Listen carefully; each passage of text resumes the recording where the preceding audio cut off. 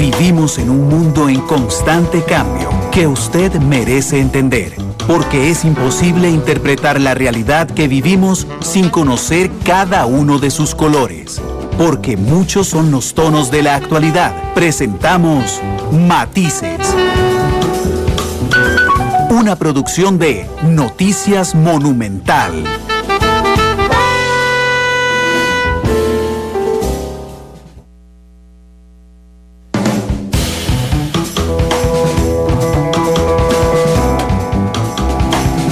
Hola, ¿qué tal? Muy buenas tardes, 2:04, bienvenidos a Matices, este programa de Radio Monumental, una producción de Noticia Monumental que analiza a fondo los matices de la realidad de lo que ocurre en Costa Rica y en el mundo. Justamente hoy en el mundo, hoy es Matices Internacional, así es que invité a don Álvaro Ramos, que es especialista en seguridad internacional, también en temas de inteligencia, a que nos acompañe en un caso realmente que si no nos aclaran que se trata de un caso de la vida real, pareciera que es una película o una serie de alguna plataforma.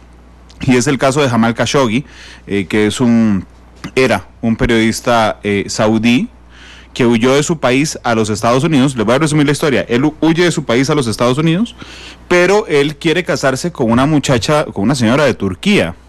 Y él se va a Turquía a casarse con su prometida.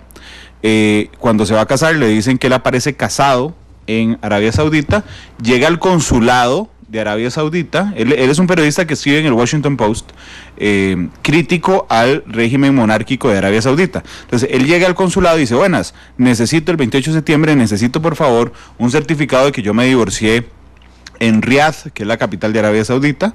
Le dicen: sí, claro, venga el 2 de octubre. Bueno, resulta que ahí se hace toda una trama. El 2 de octubre, antes de que él llegue al consulado, aterrizan 3 aviones en Ankara, la capital turca, entre ellos un ex jefe de inteligencia de la monarquía saudita. Además aterriza un médico forense. Bueno, aterrizan 15 personas. Él ingresa al consulado y no vuelve a salir nunca más. Y entonces había una enorme expectativa de qué pasó con él, por varias cosas. Primero, porque andaba un reloj supuestamente modificado por las autoridades de inteligencia, mediante las cuales logran una grabación de que efectivamente él fue asesinado a lo interno del consulado. Pasan 17 días sin que la monarquía diga nada, hasta que 17 días después la monarquía de Arabia Saudita dice que efectivamente fue asesinado a lo interno del consulado, pero que el príncipe heredero no sabía nada de que lo iban a asesinar, sino que solo lo iban a mantener ahí. Parece, dicen ellos en la versión oficial, que perdieron el control, que lo mataron. Hay 18 detenidos, pero esos 18 detenidos están detenidos en Arabia Saudita. Turquía y el presidente Erdogan de Turquía ha pedido que los manden a Ankara, cosa que no ha ocurrido. Y ayer justamente la policía turca encontró en el jardín de la casa del cónsul de Arabia Saudita partes del cuerpo de Jamal Khashoggi. Esta es la historia en resumida. Parece una película, no es una película, y por eso don Álvaro Ramos está ahí con nosotros. Álvaro, bienvenido a Matices, ¿qué tal? Muy buenas tardes, don Randall, muy buenas tardes a todas y todos. Muchísimas gracias por la invitación. Sí, efectivamente es un caso muy peculiar, no solo porque se trata de un periodista destacado, nada menos que un columnista, un colaborador del Washington Post, el medio escrito más importante, también este es un medio cibernético de la capital de los Estados Unidos, probablemente entre los primeros 5 de los Estados Unidos, junto con el New York Times. Yo particularmente tengo afición por los 2 periódicos norteamericanos, uno de ellos así es que conocía un poquito la carrera de él. Él es un periodista que no es un adversario ni ideológico ni particular del régimen. Tenemos en América Latina ejemplos muchísimo más agudos de persecución específica, personalizada contra medios y contra periodistas. Tenemos en la región de América Latina el mayor número de muertos de comunicadores, muertos en forma, digamos, provocada, ya sea por agentes económicos muy grandes, por agentes políticos y por supuesto por gobiernos. América Latina tiene el disgusto, la desgracia de ser la región del mundo en la que la profesión de periodismo probablemente se ejerza con mayor peligro en diversos frentes. Y esto es tradicional, es viejo. En el caso de Arabia tenemos que observarlo como una situación muy mal manejada probablemente, que se les fue de las manos.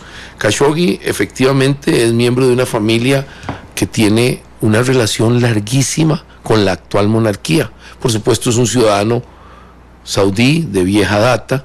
Su abuelo es una cosa especial, su abuelo fue el médico personal del rey original, del rey Al Saud, el que da nombre precisamente al país y al régimen, y el que es el padre ancestral de todos los miembros de la monarquía, los 4.000 importantes príncipes de esta monarquía.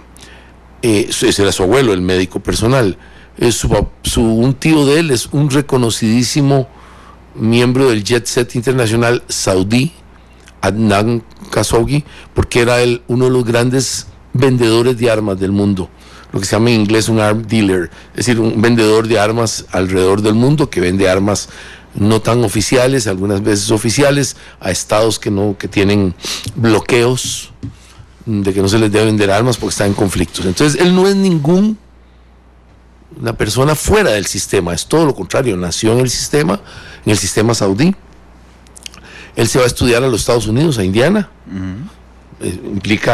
Implica algo regular, digámoslo así, y en medio de esos estudios, cuando los termina, hace un paso interesante, porque él en ese momento era metódicamente miembro de aquellas comunidades, en el caso de Arabia Saudita, pero en el caso del Medio Oriente, llamadas islamistas, si podemos llamar, políticamente islamistas. Hago la diferencia entre terrorismo, etcétera, sino que entre las que está la hermandad musulmana en Egipto, para poner un ejemplo. Él estaba cercano a estos pensamientos, que no se alejaban mucho de la línea oficial, o no se alejaban nada en algunos aspectos del wahabismo, que es la doctrina cultural, religiosa, fuerte, teológica del régimen saudí, que es muy conservadora, una parte del Islam muy conservadora. Él estaba cercano a todo esto. Tanto es así que cuando estalla la guerra o yihad santa en Afganistán contra las tropas soviéticas, a partir del 79, que hay una guerra de 10 años muy pesada, que los Estados Unidos se pone del lado, el gobierno de Arabia Saudita se pone del lado de los guerrilleros que atosigaban una y otra vez tanto al régimen procomunista de Afganistán como por supuesto a sus aliados militares importantísimos, el ejército soviético. Él es uno de los periodistas y un poco, casi un agitador, por lo menos de parte de Arabia Saudita. Llegó a representar elementos de Arabia Saudita en la guerra de Afganistán, al punto que es el primero. Tiene el mérito extraordinario como periodista, a usted le hubiera gustado tener ese mérito, y a cualquier persona que sea, de haber sido el que entrevistó a un Osama Bin Laden joven. Es la primera persona que logra una entrevista, no era ningún personaje importantísimo, pero ya era un destacado saudí. Claro. Y esto lo ubica. Entonces, hay que recordar que Osama Bin Laden era saudita. Sí, totalmente. También de una familia prominente, su papá había reconstruido una parte importante de la Meca, para decir entre muchas cosas. Estos son este mérito. Entonces él es un hombre del sistema.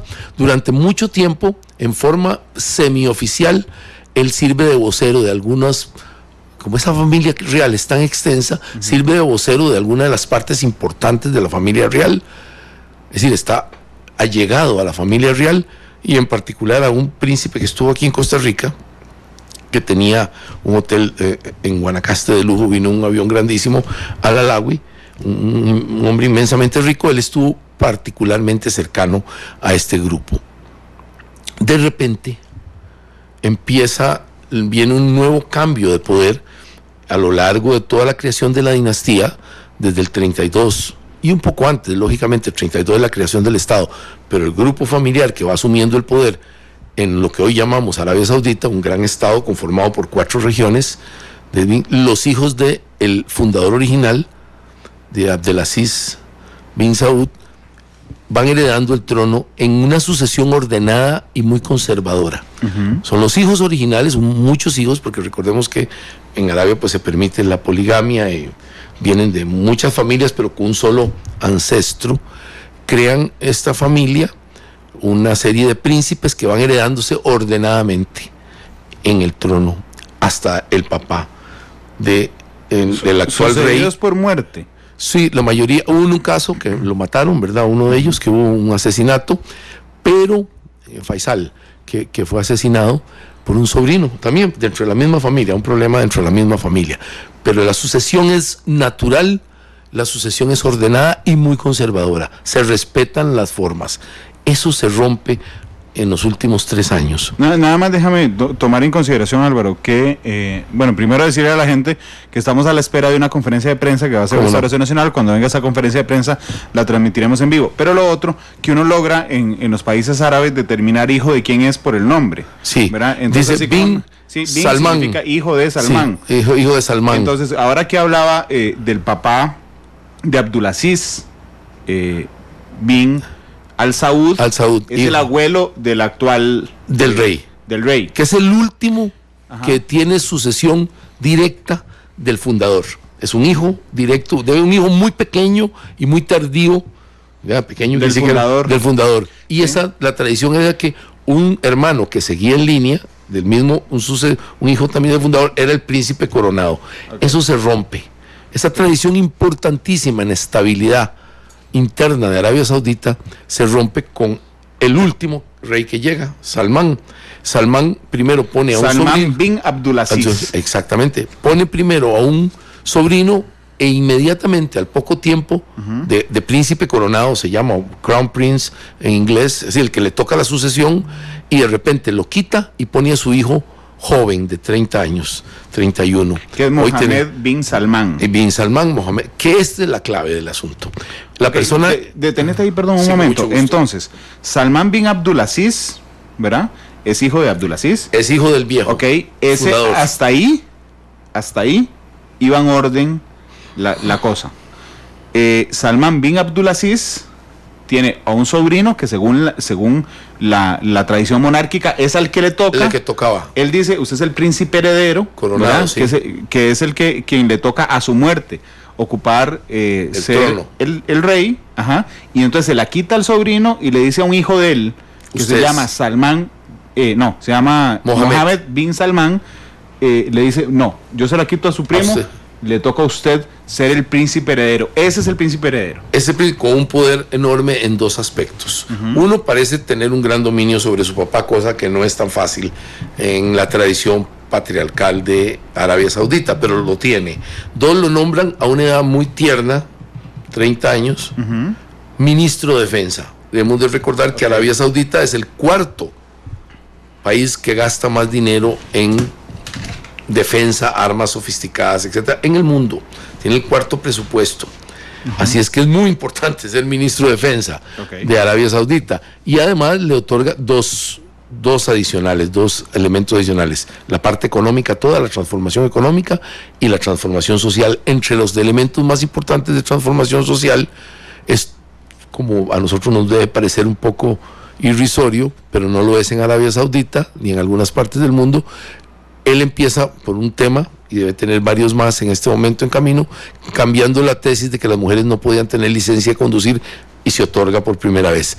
Estos cambios tienen un efecto muy fuerte en una sociedad tan conservadora como la de Arabia Saudita, y entonces hay varias rebeliones al interno que se van gestando. La primera es de la gente tradicional que tenía intereses económicos majestuosos, entre los que estaba el príncipe al-Alawi, y tenemos algo muy bizarro que sucedió el año pasado, que en el hotel Ritz-Carlton, que por supuesto es un hotel de casi 6 estrellas, y me lo imagino de 6 estrellas en Arabia, tuvo prisioneros a casi 400 prominentísimos miembros de la casa de la familia real y también del mundo de los negocios. Los tuvo ahí de prisioneros y los obligó a entregar una parte muy importante de su capital. Esto es muy raro, ese que sucediera en un rey. Pero entonces, en Arabia Saudita hay un rey. Yo diría que es una autocracia, es más, es una dictadura monárquica, es más que un reino, es una dictadura hereditaria. Pero hay un rey que es Salman bin Abdulaziz. Es el rey constitucional, sí. Y hay un montón de príncipes que son los hijos del fundador. Del fundador. Pero solo hay un príncipe heredero. Solo hay uno. Que era el sobrino de Salman bin Abdulaziz. Era el que le tocaba, sí. Salman bin Abdulaziz le quita el puesto de heredero, ¿verdad? Sí. Y se lo da a su hijo, que se llama Mohammed bin Salman. Quedemos ahí un momento. Sí, con mucho gusto. Vamos hasta la Asamblea Legislativa. No, es un hotel donde se está haciendo la conferencia de prensa. Don Carlos Avendaño, que es presidente de Restauración Nacional, ya va a iniciar dando su conferencia respecto a la reacción. 17 horas después, Restauración Nacional reacciona a la salida de don Fabricio Alvarado, pero creo que más allá de la salida de don Fabricio Alvarado, reacciona al cisma que ocurrió en su fracción, porque don Fabricio se va, pero además de irse, se lleva 7 diputados. Si se convierte en Restauración Nacional ya no en la segunda fuerza política de la Asamblea Legislativa, sino la cuarta fuerza política de la Asamblea Legislativa. Esta mañana, las primeras declaraciones que tuvimos de Fabricio Alvarado hoy, en un medio de comunicación, fueron aquí en Monumental. En la primera emisión de noticias, él decía: no hay duda de que Carlos Avendaño es el dueño de Restauración Nacional, que no lo quiere para nada, no se quieren, don Carlos y don Fabricio, y entonces él acusa a la cúpula de don Fabricio, entiéndase, Carlos Avendaño, de andar diciendo que don Fabricio ya prácticamente no es nadie en Restauración Nacional. Don Fabricio anoche coloca un video en Facebook donde anuncia su salida, pero insisto, esta salida, que seguramente habrá hecho muy feliz a don Carlos Avendaño, una de cal y otra de arena, se emocionaría porque salió don Fabricio, pero lamenta que no se vaya solo, sino que se lleve a 7 diputados activos que hoy son independientes. Es la salida más grande después de diputados después de 2002, cuando el Partido de Acción Ciudadana logra por primera vez representación en la Asamblea Legislativa, y casi la mitad, 6 de sus diputados, se unen en un bloque independiente que se llama Bloque Patriótico. Hoy hay un bloque independiente de un partido que se llama Nueva República, que paradójicamente tiene las siglas contrarias a Restauración Nacional, RN por NR ahora, de Nueva República, y eso es lo que se está fundando. Ya tenemos la señal, vamos a ver si podemos generarla. Don Carlos está esperando que se coloquen todos los colegas para empezar a brindar las declaraciones. Insisto, 17 horas después, una eternidad después, Restauración Nacional reaccionará así entonces tanto a la salida de don Fabricio como a la salida de los diputados. Don Fabricio, que por cierto es el segundo candidato presidencial de las pasadas elecciones, que renuncia a su agrupación política. El primero fue Juan Diego Castro, que renunció al PIN. El segundo se convierte ayer, don Fabricio Alvarado, renunciando a Restauración Nacional, lo que además permite un análisis mucho más profundo, que lo estaremos abordando en las próximas semanas, de si efectivamente los partidos políticos se convirtieron más que nada en maquinaria electoral que pueden alquilarse al mejor postor. Para la gente que nos está viendo en Facebook Live, a la izquierda, en la parte inferior de la pantalla, vamos a colocar el recuadro de la señal en vivo que ya tenemos desde un hotel en San José. Ya está don Carlos listo, no sé qué está esperando don Carlos para empezar a brindar declaraciones a la prensa. Ahí toca el micrófono, probando para ver si hay audio. Y Jefferson, usted me puede dejar abierto el canal de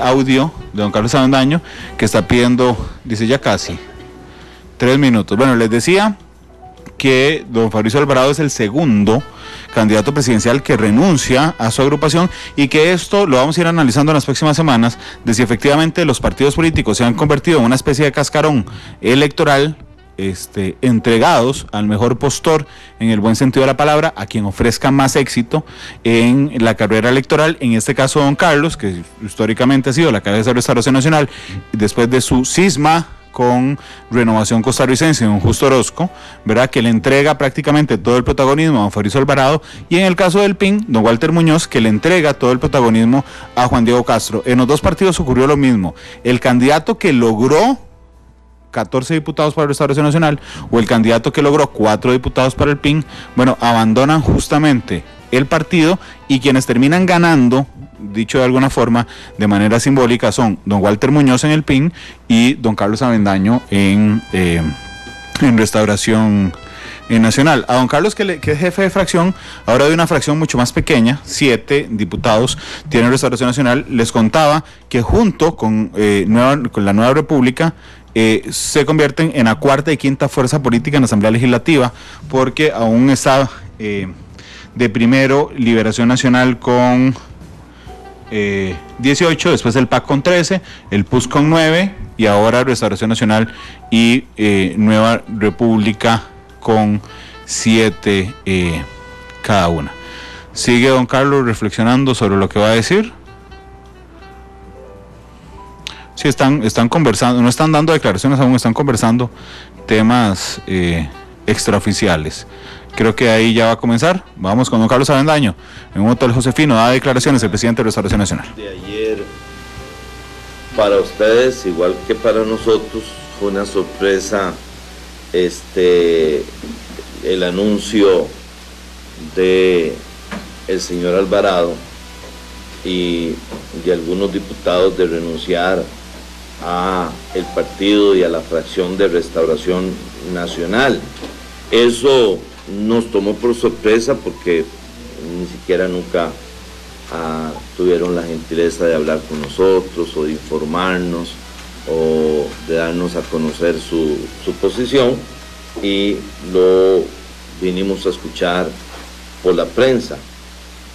Decisión que lamentamos, pero que también a la vez respetamos, de toda vez que están ejerciendo su derecho constitucional de libre asociación.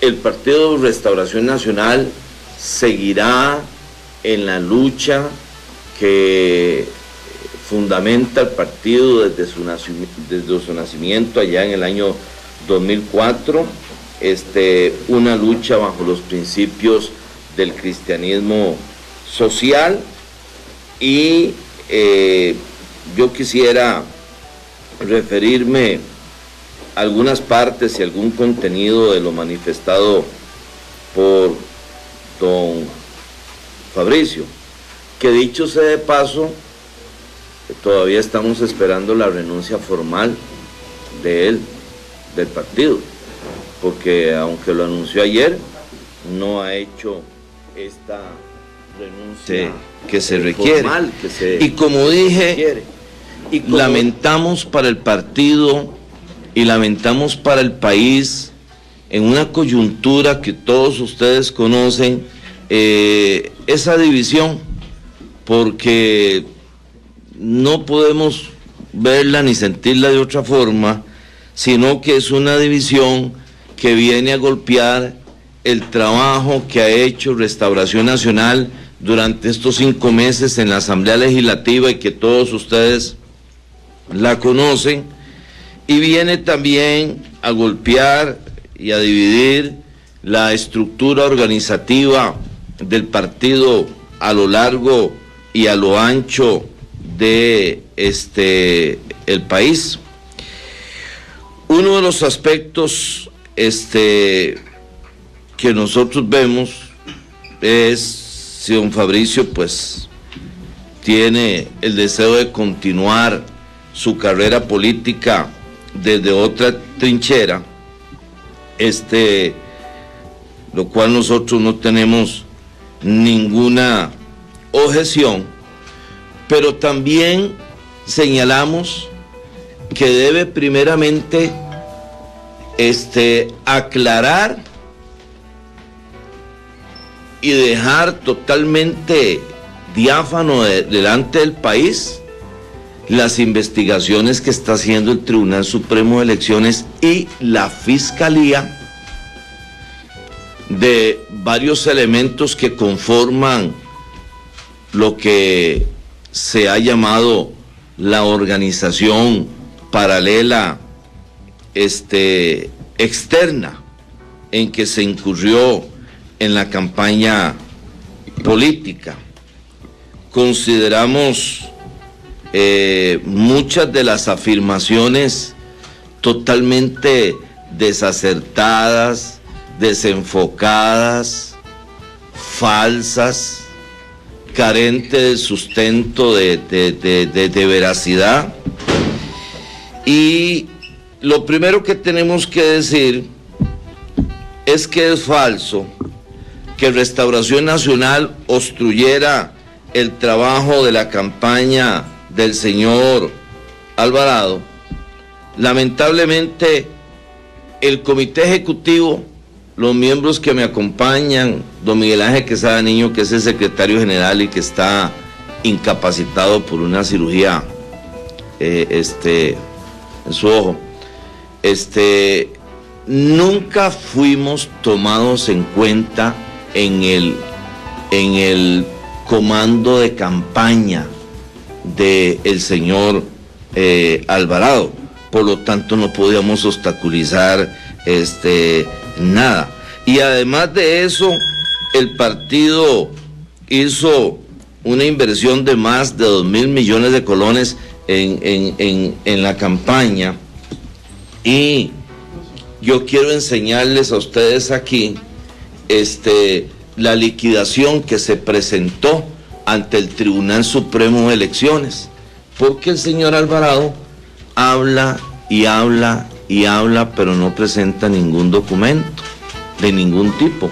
Esta es la liquidación en síntesis del gasto de campaña de 2.146.942.314,27 céntimos de que se le invirtió el Partido Restauración Nacional en la campaña del señor Alvarado. Quisiera que me obstruyeran a mí así.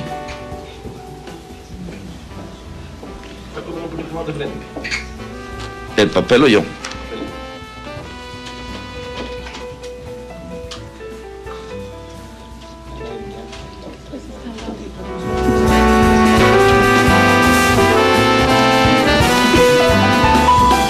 Sí, esto hago la observación de la segunda ronda, pero le voy a dar un dato interesante.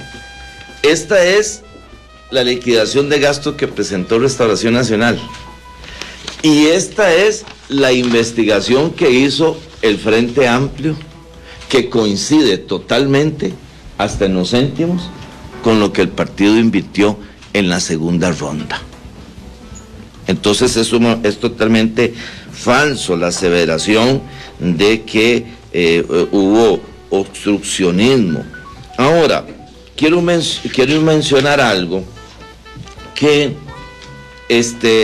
también es falso, que el Partido Restauración Nacional, el Partido Restauración Nacional demandó penalmente a Fabricio Alvarado. Eso lo publicó un medio que no investiga mucho, desinformado, pero pueden ir a la fiscalía. Eso es totalmente falso. ¿Sabe cuál fue la primera denuncia que hubo contra el partido? Y tal vez algunos de ustedes lo recuerden. Esta denuncia que tengo aquí en la mano, dirigida al partido y dirigida al Tribunal Supremo de Elecciones, le digo de quién fue la primera que denunció.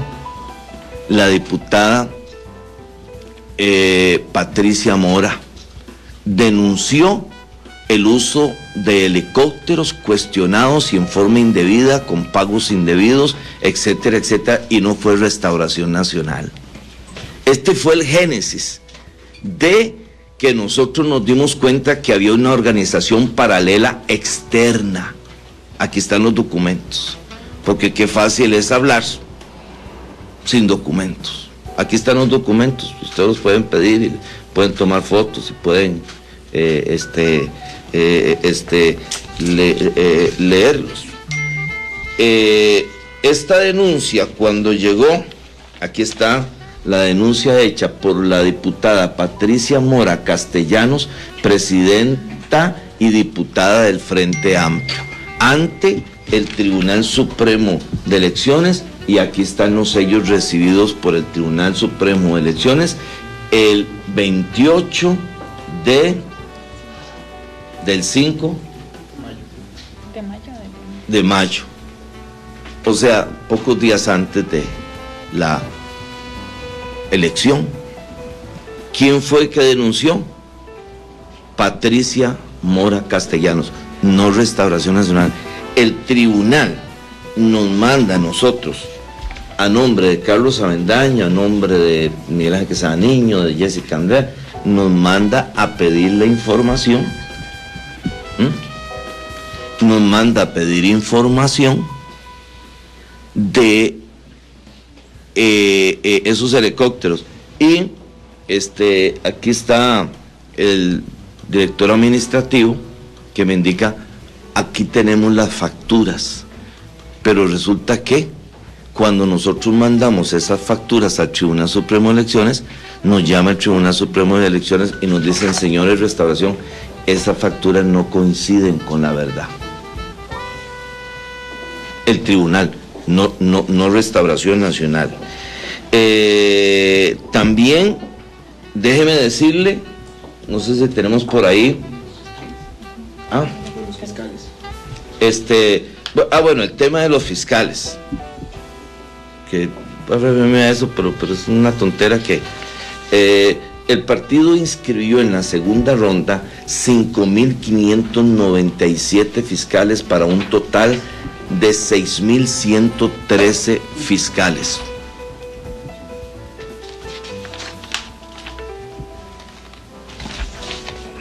Aquí está la certificación del Tribunal Supremo de Elecciones de la inscripción de los fiscales. Ahora, déjeme decirle, los fiscales y los delegados y los asistentes del Tribunal Supremo de Elecciones garantizan el sufragio.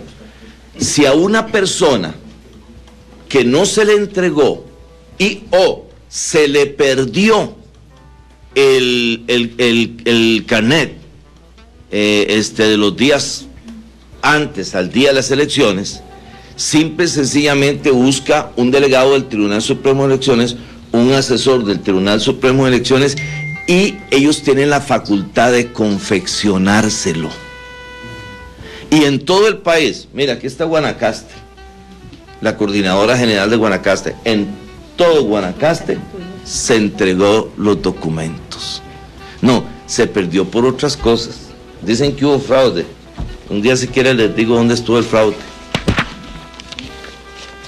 El fraude estuvo en que todos los viernes esperábamos una encuesta que era falsa.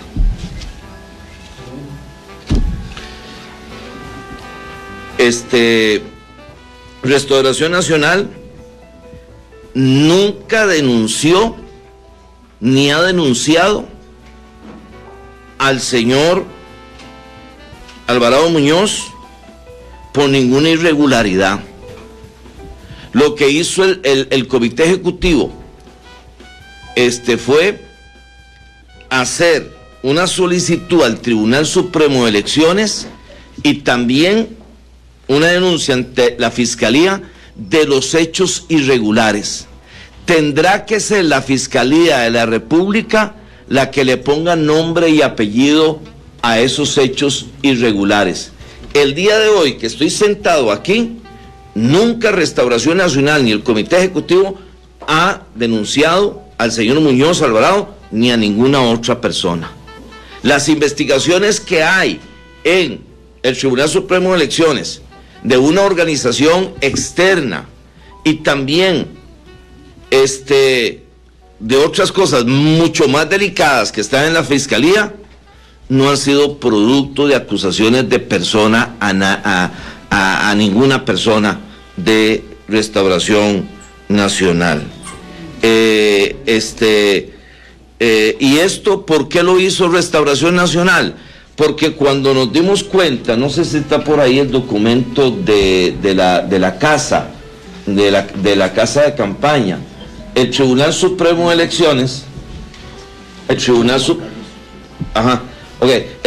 Supremo de Elecciones le manda a solicitar al partido Restauración Nacional si conoce de quién es la casa, quién la está pagando, de dónde se cogen los dineros, y el partido oficiosamente pregunta a los personeros de la casa de campaña, nos responden que todo está bien, nos responden que van a dar los papeles, y luego cuando traen los papeles y las facturas aquí, resulta que el tribunal nos sorprende con otra situación incómoda para el partido, que lo que se está dando no corresponde a la realidad, porque no es que Juan Carlos Campos pagó la casa de campaña y la donó al partido como nos hicieron creer a nosotros, sino que el partido, sino que Juan Carlos Campos, una asociación, una sociedad de Juan Carlos Campos, le alquila a otra persona, a otra sociedad, y dan una factura personal. Esto no tiene que ver nada de restauración. Estas son las investigaciones del Tribunal Supremo de Elecciones. Ahora, yo le invito absolutamente a todos ustedes que vayan al Departamento de Registro Financiero del Tribunal Supremo de Elecciones y se reúnan con el jefe de ese departamento o el asesor legal y le pregunten todo lo que ustedes quieren preguntarle sobre esa investigación. Es más, les voy a decir lo siguiente. Ni siquiera Restauración Nacional ha comenzado ninguna investigación interna, porque estamos esperando cuáles son las conclusiones del Tribunal Supremo de Elecciones y cuáles son las conclusiones de la Fiscalía. Es falso que Restauración Nacional, dije anteriormente que no entregara los credenciales. Podemos tener aquí al diputado de Limón, podemos tener a la diputada de Cartago, podemos tener al diputado de Punta Arenas, etcétera, que los credenciales vinieron aquí, los recogieron y están los comprobantes. Y repito, si a alguien se le perdió, el mismo día de las elecciones se le podía reponer. Así que eso es un argumento, además de falso, es falso que Restauración Nacional haya autorizado pagos a los señores Juan Carlos Campos, Luis Alonso Naranjo y otros proveedores. Precisamente después de que, vea una cosa, precisamente La Nación el 13 de marzo publicó un reportaje de Juan Carlos Campos que decía que él no le vendía ningún servicio a Restauración Nacional, pero resulta que en el mes de mayo, después de mes de mayo, él manda una carta a Restauración Nacional. Primero dice en La Nación que no le presta servicios a Restauración Nacional. Yo cuando lo vi eso dije, está bien, es cierto.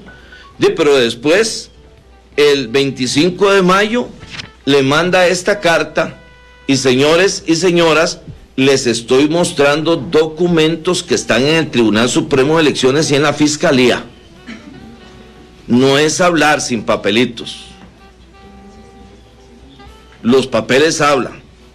El 25 de marzo dice, por este medio One Sport, con la cédula jurídica tal sociedad que represento formalmente, reclama el pago de honorarios y gastos en que he incurrido en ejecución del contrato verbal. ¿Sabe con quién lo hizo? Verbal, que ante varios testigos se acordó respecto a la labor de asesoría, estrategia, logística, producción de eventos, desarrollo de contenido, estrategias de comunicación y uso de imagen para la campaña presidencial recién pasada.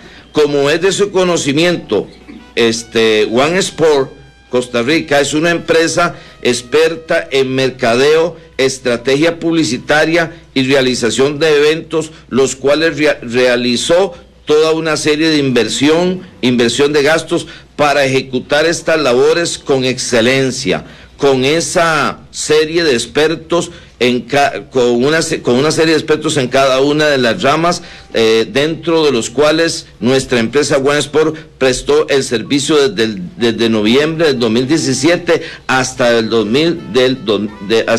abril del 2028. Por lo anterior, es que Restauración Nacional debe a favor de One Sport $30,000.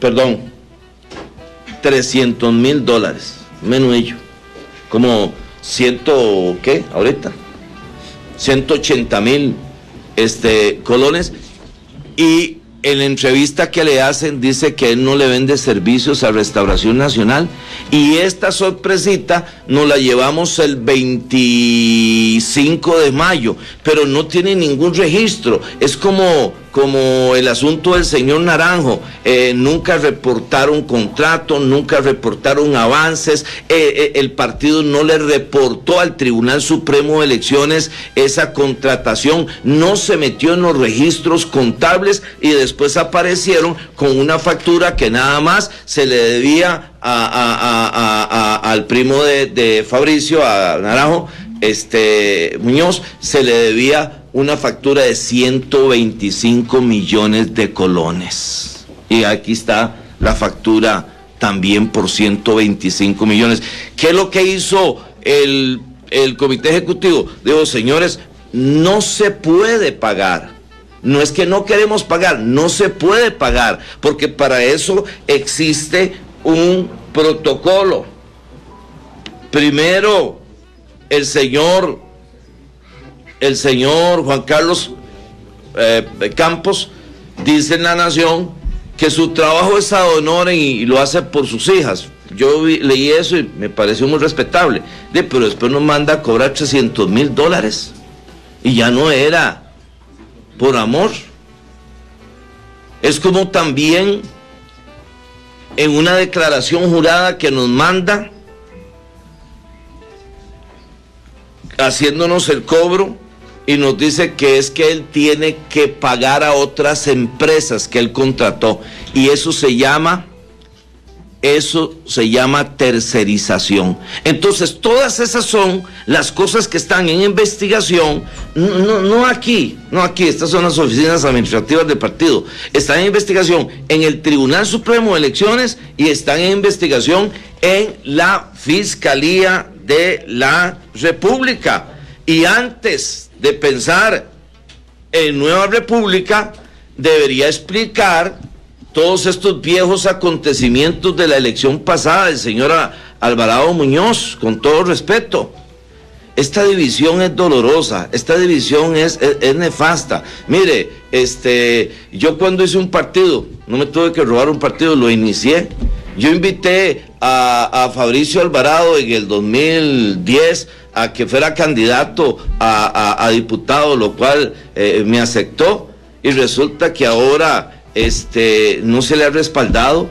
Le nombramos como candidato a la presidencia y le dimos todo el respaldo, y por aquí les mostré la inversión que hizo el partido, y ahí está en detalle por detalle en qué se gastó toda esa inversión que se hizo. ¿Cuánto hubo en administración de ese rubro?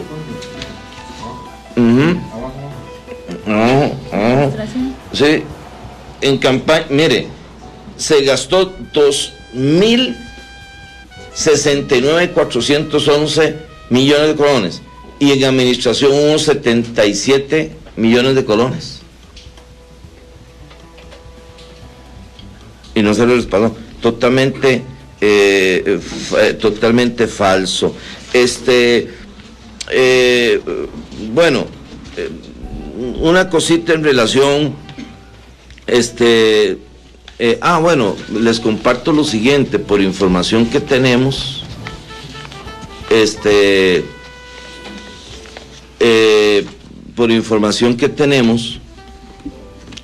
el Tribunal Supremo de Elecciones, bueno, primero, ya elevó el asunto de los helicópteros a la Fiscalía. Ustedes lo saben. Y si no, está en la Fiscalía. Y más o menos no me atrevo a decir tanto tiempo específicamente, pero en los próximos días no lejanos está también elevando otras cosas más y dando resolución sobre otras cosas más a la Fiscalía. Y todos los que entienden de esto saben que si el tribunal eleva algo a la Fiscalía, el asunto ya tiene otros ribetes. Entonces, el señor Alvarado Muñoz sale por la puerta de atrás, no se despide a un partido que le abrió la puerta, que lo hizo candidato a diputado, que lo hizo candidato a la presidencia. Todo lo que él aportó y todo eso es cierto, es real, damos testimonio de eso, su carisma, su trabajo, etcétera, pero un partido que fue solidario con él, no se despide, habla por la prensa, nos enteramos por la prensa. Nos parece que esa no es la forma, igualmente otros diputados también, que son electos por Restauración Nacional y por la estructura de Restauración Nacional, no por otro partido. En relación a los diputados que han salido, debo decir, de estos diputados que se han declarado independientes, y que han salido del partido que los eligió y los postuló y los puso en las nóminas de las papeletas, pues que nos entristece mucho esa decisión, nos duele mucho esa decisión. Creemos que es un golpe muy duro y muy feo para toda la militancia que trabajó en todos los lugares del país, porque trabajaron por ellos incansablemente. Dicho sea de paso, los diputados, recuerde que salieron en la primera ronda, y en la primera ronda fue un trabajo de mística, en la primera ronda fue un trabajo, diríamos con las uñas, un trabajo donde se sudaron las camisetas. ¿Quién? Los miembros del partido que creyeron en Restauración Nacional. No estaban votando por muchos de ellos por el nombre, no los conocía, estaban votando por Restauración Nacional, por todos los emblemas, por sus valores, etcétera. Sin embargo, les decimos a ellos a través de esta conferencia que las puertas de Restauración Nacional están abiertas para ellos. Todos cometemos errores y pues tenemos derecho también a devolvernos si así lo queremos.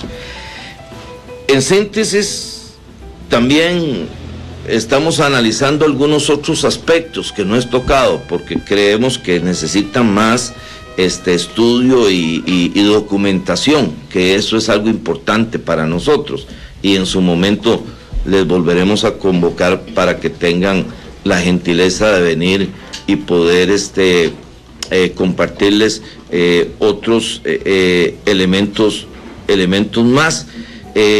Sorpresiva, dolorosa esta división que daña al partido, que daña al país en un momento muy delicado, que daña a nuestro sector también, pero bueno, cada uno es responsable de sus propios hechos. Vamos a abrir Era la conferencia de prensa de Restauración Nacional, de don Carlos Avendaño, el presidente de Restauración Nacional, ante la salida de don Fabricio Alvarado del partido, y lo que se llevó 7 diputados de Restauración Nacional. En síntesis, don Carlos dice que don Fabricio miente. Hay palabra contra palabra, la de don Carlos versus a don Fabricio, solo que don Carlos asume y señala que él tiene documentos que prueban lo que está diciendo y que realmente hubo un manejo absolutamente desordenado, según don Carlos Avendaño, de la estructura paralela que se armó aparentemente en Restauración Nacional para la campaña presidencial de don Fabricio Alvarado. Son las 2:52 de la tarde. Voy a quemar de una vez la pausa comercial para regresar con don Álvaro Ramos. Estábamos hablando de Jamal Khashoggi, que es el periodista saudí. Hoy es Matices Internacional. Es el periodista saudí asesinado en el consulado de saudita en Turquía, y que pareciera una película de terror, pero que pasó efectivamente en la realidad. 2:53, vamos a la pausa y regresamos con más de Matices Internacional. Jamal Khashoggi, un caso realmente espeluznante. Vamos a la pausa y volvemos.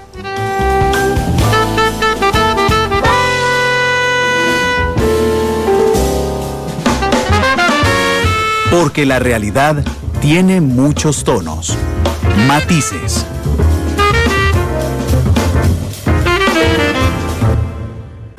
Porque la realidad tiene muchos tonos, matices.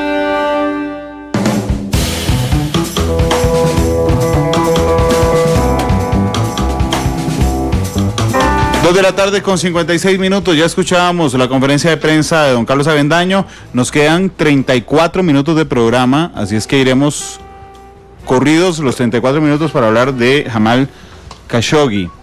Don Álvaro Ramos, antes de que lo interrumpiéramos, nos hacía un resumen de Arabia Saudita. Nos decía que normalmente desde la fundación de Arabia Saudita, como Estado, bajo una monarquía, se había ido entregando el poder de manera ordenada hasta que el actual monarca, Salman bin Abdulaziz, le quitó a quien tenía que heredar el reino, posteriormente su sobrino, le quitó el título de príncipe heredero y se lo dio a su hijo menor, que se llama Mohammed bin Salam. Y entonces que Jamal Khashoggi, que es era un periodista que inclusive ideológicamente era afín a la monarquía, empieza a partir de ese instante a hacer críticas a través de la prensa, Álvaro. Sí, y hay que recordar por qué tiene prestigio la monarquía en el mundo islámico y en general en el Medio Oriente, por dos razones. Uno, porque es la primera potencia económica, es la economía más grande del Medio Oriente como tal, es una economía de trillones de dólares, así es que está entre las economías más importantes del mundo por su producción de petróleo, gas y por sus fondos soberanos, ya por las inversiones gigantescas que tiene en todas partes del mundo. El siguiente elemento, que es el más emocional de todos, y por eso ellos siempre han sido muy cuidadosos en conservar el prestigio del monarca, es porque técnicamente el puesto más importante que tiene la cabeza de Estado de Arabia Saudita no es el rey, es el ser lo que se llama el guardián de los dos sitios sagrados, las dos mezquitas grandes, sagradas, objeto de veneración y de llegada de una enorme peregrinación en una época del año, que son la mezquita de la Meca y la mezquita de Medina. Este gran prestigio, el tener el título más importante que tiene el miembro superior de la familia real que viene heredado de Abdulaziz, es el de guardián de los lugares sagrados. Entonces es algo divino. Es lo que le da el prestigio en el mundo musulmán. Deshonrar este prestigio con actitudes, digamos, menos aceptables en la tradición es todo un problema de orden político y un problema de orden religioso. Así es que estamos ante un problema. ¿Por qué? Porque el príncipe, que es quien realmente detenta el poder ejecutivo, un hombre muy joven, el de 30 años, Mohammed que no está respetando la tradición en este momento, tiene un montón de críticos del viejo sistema e incluso del sistema normal, y ejerce una influencia inusitada en algunas partes del Medio Oriente. Volviendo al periodista, antes de continuar con la influencia, el periodista empieza a apoyar algunas de las movidas del príncipe de 3 años para acá, que por ejemplo la renovación de algunas estructuras sociales como la de las mujeres, y a la vez a criticar el estilo súper autocrático, incluso como secuestrar a 400 monarcas o 400 aristócratas, en este caso miembros de la monarquía. Lo compara con Putin, él en algunos momentos, así se le compara, que ejerce el poder casi sin restricción. Entre dos elementos importantes, quizás el más sensible es que en el enfrentamiento, en geopolíticamente hablando, Arabia Saudita tiene un gran enemigo en el Medio Oriente, que es Irán. En esta lucha por cuál es el poder hegemónico en el Medio Oriente, aparece un tercer jugador de gran escala, Turquía, y se descompone todo el sistema político y estratégico del Medio Oriente. Estos tres grandes, los tres son obviamente, por supuesto, de una connotación islámica, uno es más fuerte que otro, los tres son poderosos económicamente, militarmente, y para desestabilizar esto, el príncipe inicia una guerra directa en la que utiliza todos los recursos militares de estrategia, la alianza con los Estados Unidos y el Reino Unido en el Yemen. Es una de las grandes tragedias que tenemos. Hay una guerra civil gigantesca en el Yemen, probablemente sea en el transcurso de la próxima década la tragedia humana más grande, porque pueden haber hasta 15 millones de personas sujetas a un hambre fabulosa en razón, y el príncipe dirige en su condición de ministro de Defensa de Arabia Saudita una guerra directa, se mete directamente en la guerra civil, que era de relativamente baja intensidad hasta hace muy poco, y la convierte en una guerra de bombardeos en las que hay miles de muertos civiles y hay una gran conmoción en el Medio Oriente. Esto puede desestabilizar todo el Medio Oriente. Aquí empieza a preocuparse todo el mundo.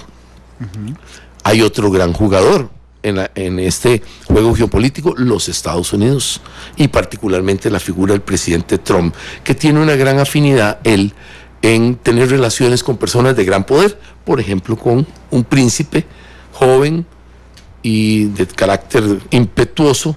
Este tipo de personajes le gustan al señor Trump, a Donald Trump, el presidente de Estados Unidos. Lo hemos visto en su relación con el dictador de Corea del Norte, otra persona de más o menos la misma edad.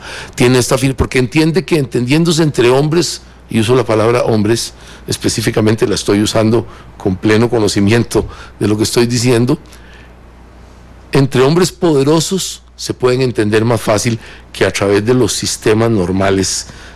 Por ejemplo, entenderse con la primera ministra de Inglaterra, que tiene que responder a un parlamento, o la presidenta del Consejo de Ministros de Alemania, que es probablemente la mujer más poderosa del mundo en términos reales. Le es costoso a él, uno nota que le cuesta esa relación. Entonces, en esta relación se mete también Trump, que ha tenido una larga relación económica con los saudíes. Él les ha vendido propiedades, les vendió el Hotel Plaza, por ejemplo, en Nueva York. Él les vendió uno de los principales pisos en la torre más lujosa que tiene la Trump Tower en Nueva York. Él le vendió su yate gigantesco, el Princess, a el príncipe Al-Arawi, un miembro de la casa, el hombre más rico de la casa real, individual, digamos, que no ejercía ninguna función pública. Él ha tenido una tradición de relación económica con los saudíes, entonces tiene una propensión a tener una excelente relación, y lo vimos cuando se sucede el asesinato terrible, en el que, como usted lo describe, fue una cosa terrible, lo torturaron, lo desmembraron, etcétera, y hicieron todas las cosas más equivocadas que uno se puede imaginar con ese asesinato.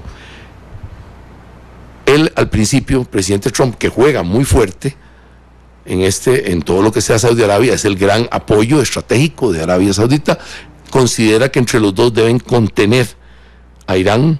Esa es la meta central. La meta central, que la seguridad de Israel y la seguridad de los Estados Unidos pasa por sostener al régimen saudí. Esto es muy importante en la concepción, sobre todo los conservadores norteamericanos. En todo este concepto empieza incluso a negar la posibilidad de que se meta, de que algún miembro importante del gobierno o varios miembros del gobierno. Inclusive Trump es el primero que filtra, digamos, que lo dice a la prensa, si pareciera que hubo un exceso de los cuerpos de inteligencia. Y cuando él lo dice ahí, es la primera señal de que el relato público va a ser salvar la monarquía saudí y decir que es un exceso, al príncipe en particular, y decir que es un exceso directo de los cuerpos de inteligencia. Pero aquí se toparon con un problema, que el que quiere ser el gran líder islámico, políticamente hablando, tal vez no, es Erdogan, el presidente fuerte, poderoso de un país súper poderoso. Donde ocurrió el asesinato. Herencia, y claro, y ahí ocurrió. Entonces revela todos los datos que comprometen al príncipe y a los sistemas de seguridad e inteligencia saudíes, y compromete a todo el mundo, y logra que la opinión pública mundial exija, y en particular, lógicamente, la del Medio Oriente, una investigación profunda que la lleva a cabo las autoridades legales y de policía de Turquía, y hasta la fecha pues tenemos uno de los errores más crasos que se han cometido en los últimos tiempos y que comprometen a un país tan conservador y que se ha cuidado mucho de su imagen desde el punto de vista del exterior. Al interior siempre ha sido represivo, y esto no debe ser algo especial cuando sucede al interior de Arabia Saudita. No podemos negar también la importancia que ha tenido, ya hablando del término de por qué Trump y su grupo no han sido duros con Arabia Saudita frente a este compromiso, porque según Trump, no hay datos que corroboren esto, tiene programa de venta de armas súper sofisticadas y caras por 110 billones de dólares, 110 mil millones de dólares, lo que garantiza, según él, alrededor de 500,000 puestos de trabajo en los próximos 20 años. Esto no ha sido comprobado. La realidad es que en el periodo de Trump han sido entregadas $14.5 billones en armas. Arabia Saudita sigue siendo el mayor comprador de armas de los Estados Unidos. Así es que es muy importante, y por la muerte de un periodista que no es ciudadano norteamericano, es residente de Virginia, y sí era muy importante últimamente como columnista colaborador, sería la palabra correcta. Sí. No era exactamente del Washington Post. Pero tenía un año nada más, porque él huyó de Arabia Saudita en septiembre del 2017. Tenía un año de estar en Estados Unidos. Él vuela a Turquía para conseguir documentos para casarse. Para casarse con una turca. Sí, con una investigadora, una académica turca. Así es, y entonces va, como les decíamos, por ese papel al consulado a decir, necesito mi certificado de divorcio de Arabia Saudita. Pero Álvaro, siendo especialista en temas de inteligencia, digo, fue muy burdo el asesinato de Khashoggi. O sea, había una cámara en el exterior de la embajada, del consulado. Aterrizaron y se registraron ingresando 15 personas ese día en la mañana, y salieron exactamente las 15 personas en la tarde. Y en los mismos 2 hoteles. Es decir, ni siquiera distribuyeron. No tuvieron nada, digo, es horrible lo que estoy diciendo, pero no tuvieron nada de cuidado. Es muy burdo. Pero eso burdo nos sirve de simbolismo para algo que te quiero preguntar.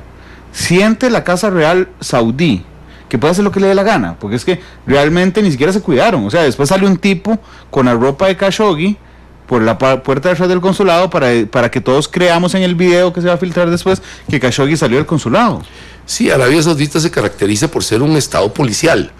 Por cierto, desde el punto de vista militar, pese al gasto que hace, su participación, por ejemplo, en la guerra del Golfo, fue muy mediocre, pese a los gastos. Lo que sí se caracteriza por ser es un estado policial, y la característica de los estados policiales eminentemente represivos, en los que, por ejemplo, la pena de muerte es constante, en el caso de Arabia Saudita, y se ejecuta públicamente, y se ejecuta con, digamos, cortadas de cabeza y de mano, decapitaciones, etcétera. Esto te indica que el Estado no se cuida de esos ropajes. ¿Pero por qué matan a Khashoggi? ¿Por ser crítico? Porque Khashoggi se había convertido en una persona muy importante en los Estados Unidos, y estaba a punto de convertirse en una persona muy importante en Turquía, al casarse primero con una ciudadana turca. Pero ese no es el punto. El punto es que Turquía se está queriendo convertir en la Meca. Lo ha hecho, lo ha logrado, de todos los, digamos, los rebeldes con cierto tema islámico contra las monarquías, contra los estados autoritarios. El mismo gobierno turco también es bastante autoritario desde la perspectiva, desde la perspectiva occidental. La diferencia es que tiene ciertos ropajes electorales, etcétera, que por supuesto no existen en Arabia Saudita o en Siria, para poner 2 ejemplos muy claros. Pero Erdogan está convirtiéndose en la Meca, hablando en los términos que gustarían ellos, de todos los rebeldes ideológicos, los políticos con cierta faceta islámica de todo el Medio Oriente se están concentrando. Entonces Khashoggi estaba pensando pasar su residencia de Virginia, donde tiene casa propia, etcétera, porque eso ha salido, que tiene su propio apartamento, a Istambul, y eso lo podría convertir en un gran vocero, un gran un policy maker, como lo quieran llamar, una persona influenciable, que influencia enormemente la política hacia Arabia Saudita y también hacia Irán y también hacia otros países. O sea, que podría desestabilizar desde Turquía, en términos de periodismo, la monarquía saudí. Absolutamente, y eso es algo que una dictadura autocrática no está acostumbrado a tolerar. Para un gobierno costarricense sería perfectamente tolerable que usted se fuera a Panamá a trabajar a un medio y no estuviera de acuerdo con las políticas. Claro, pero es como si surgiera aquí en Costa Rica un grupo disidente del gobierno que quisiera dar un golpe de Estado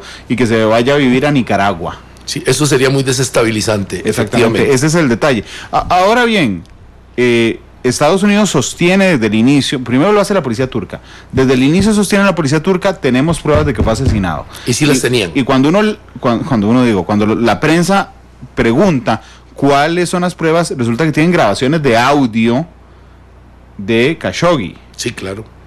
¿Cómo consiguen una grabación de audio en un consulado de un país simbólicamente en competencia de un asesinato? Primero, los sistemas turcos de inteligencia están muy avanzados, tienen estándares de la NATO, ¿verdad?, de la OTAN, tienen estándares para enfrentar a la antigua Unión Soviética, hoy a otras potencias que sean enemigas de Europa o posibles rivales de Europa. Lo primero, tiene un estándar muy alto electrónico, utilizan por supuesto satélites, etcétera, pero en este caso fue más sencillo. Khashoggi estaba protegido por sus propios medios electrónicos, ¿verdad? Un reloj modificado, probablemente algún chip también de bajo su piel, etcétera, que podía determinar exactamente a dónde estaba. Hay una gran probabilidad, dado las relaciones que él tenía con los servicios de inteligencia. El segundo elemento es que habían 15, se parece mucho a la cifra de los que llegaron, habían 15 miembros del staff que trabajaba en el consulado que eran turcos. Fueron expulsados, los primeros que fueron expulsados en forma buena, ese día antes de matar, no es que lo sacaron a la fuerza, no, les pidieron que se dieran el día libre. Por eso es que digo que es muy burdo. Y y el gobierno ha sostenido, ha aceptado que tenía un espía formal dentro del consulado que le informó exactamente lo que el gobierno turco. El gobierno Pero turco. Es que ahí es donde digo que es muy burdo. Le dicen a todos los empleados turcos del consulado: hey, váyase. Mañana no vengan porque tenemos una actividad muy bonita y es solo para saudíes. Así es. ¿Verdad? Hay una cámara ubicada en la puerta del consulado, que es el video que hemos visto. Y deben haber varias más de inteligencia. Exactamente, hay una cámara atrás, ¿verdad? El tipo, Khashoggi, entra sin el teléfono, pero entra con el Apple Watch.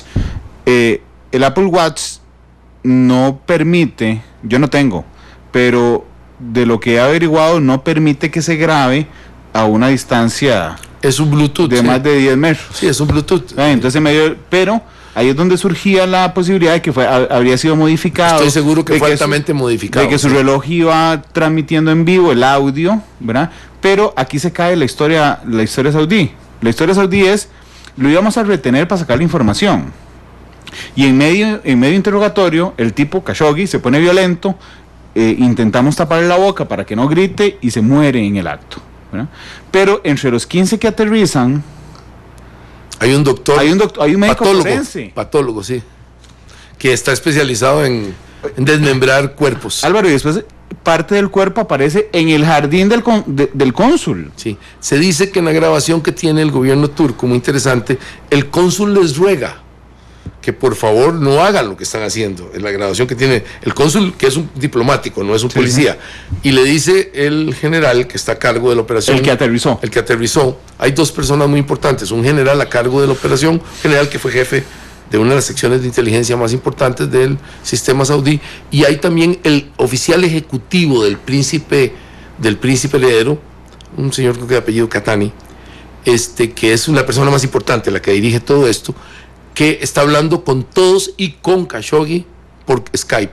Esto se determina por la grabación, es bastante fácil de hacerlo.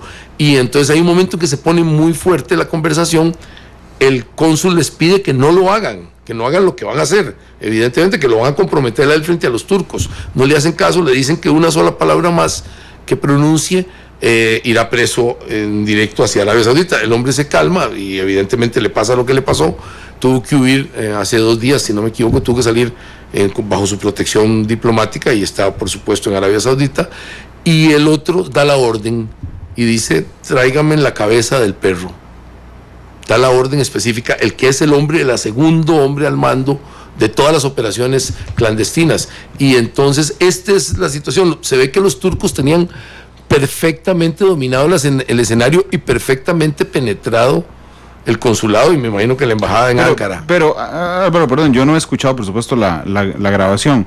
Cuando el jefe, el secretario ejecutivo del príncipe dice: tráigame la cabeza del perro, sí, en términos sencillos, mate a Khashoggi. Khashoggi está oyendo. Khashoggi está oyendo. Y el cónsul también, todos están oyendo, porque es un momento de discusión. A Khashoggi lo increpan fuertísimo, de acuerdo a lo que dicen los expertos, y no se deja.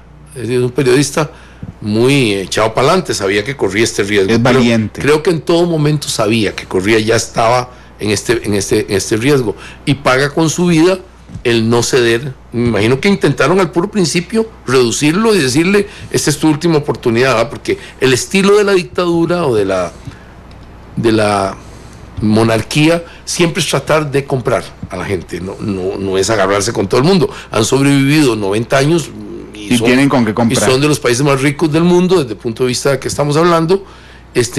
han sobrevivido comprando a medio mundo, no han sobrevivido matando a medio mundo. Pero cuando ya tienen que tomar las medidas, son muy diferentes a nosotros. Su sistema judicial es completamente diferente al nuestro, es religioso para empezar, y entonces ahí el orden es el orden jerárquico. Si se obedecen las órdenes, usted está tranquilo, es impune. ¿Sabes cuál es la reacción? ¿Tenés conocimiento cuál es la reacción de Khashoggi cuando oye tráigame la cabeza del perro? No conoce, no lo explican. Pero la última frase es tráigame la cabeza del perro, y ahí me imagino que inmediatamente obedecía. Si la policía turca está escuchando esto, no puede intervenir. Es una delegación diplomática. Es diplomática. Ok. Arabia Saudita dura, creo que 3 días, permitiendo el ingreso de la policía turca al consulado. Sí. Entran, hacen pruebas de luminol, y sé que hacen pruebas de luminol no porque tenga contactos en la policía turca, sino porque los medios turcos reportan que cuando ellos están afuera, pues de noche, apaga y solo se ven las luces fosforescentes. De la sangre. Sí, exactamente, que es en busca de sangre. Es la búsqueda de sangre, sí. Y sí, eso quedó claro, y evidentemente sabían a dónde habían ido a enterrar. Creo que los turcos tenían completa y totalmente controlados desde el punto de vista electrónico, evidentemente, sí. Y también con inteligencia humana, ya que a usted le gusta el tema, se sabe de una persona dentro del staff que los tenía totalmente controlados. Pero me cambiaste la percepción en algo, he de confesarlo. Cuando yo ayer leía en Reuters, que fue la primera agencia internacional que puso el aviso de que habían hallado partes del cuerpo de Khashoggi en la casa del cónsul, yo dije, está envuelto el cónsul. Pero ahora que me contaste esto, más bien es Se lo llevaron a Arabia Saudita. No, se lo llevaron hace 2 días, pero parte, digamos, de tener controlado al cónsul, que estaba en contra de que asesinaran a Khashoggi, totalmente, sí. Es depositar parte del cuerpo de Khashoggi en su propio jardín. Entiendo que la mayoría del cuerpo, más bien, es decir, las últimas informaciones es que es el cuerpo, digamos, básicamente encontraron muy desfigurado, pero el cuerpo de Khashoggi. Bueno, nos quedan 7 minutos para después poner la canción, así que puedes irla pensando. Pero quería generalizar. Uno, por supuesto, el cine pasa mucho por esto. Ve enormes agencias de inteligencia, ¿verdad? Ve la CIA en los Estados Unidos, veía la KGB en Rusia, veía el Mossad en Israel, veía el MI6 el MI6 en Inglaterra, la Sûreté francesa. Así es. Ok, eso es, y eso sale en las películas. Hoy por hoy, ¿cuáles son los cuerpos de inteligencia más importantes? Yo diría que la CIA sigue siéndolo. En este momento, Suave es el más importante. Suave quiere decir que sus operaciones están totalmente encubiertas en operaciones periodísticas, en operaciones económicas, en África, por ejemplo. Nuevamente, la China. China, porque es más estratégica. Dicen que la inteligencia china es espectacular. Menos militarizada, infinitamente menos militarizada, y muchísimo más. Por ejemplo, por muchos años, en China, cuando no tenía relaciones con muchos países, la agencia operaba a través de una agencia de prensa. Sí. Xinhua. Sí, operaba ahí. Entonces, eso te indica que buscan un método suave de llegar hacia los países con los que no tenían relaciones. Yo diría que la operación china es la más suave, la más sofisticada. La operación más avanzada siempre será la de los Estados Unidos, que tiene la National Security Agency, tiene la agencia orbital, la que tiene los satélites, y tiene, por ejemplo, la CIA y la agencia de inteligencia del Departamento de Defensa, es decir, del Ministerio de Defensa. Son agencias muy poderosas, más 2 más que son el servicio secreto, que opera en protección hacia los cuerpos de VIP de los Estados Unidos, el presidente, vicepresidente, y también tenemos, por supuesto, el FBI y la DEA, que son más hacia el lado del crimen organizado. Claro. Y son más policiales. Son los factores, pero operan como agencia de inteligencia al final.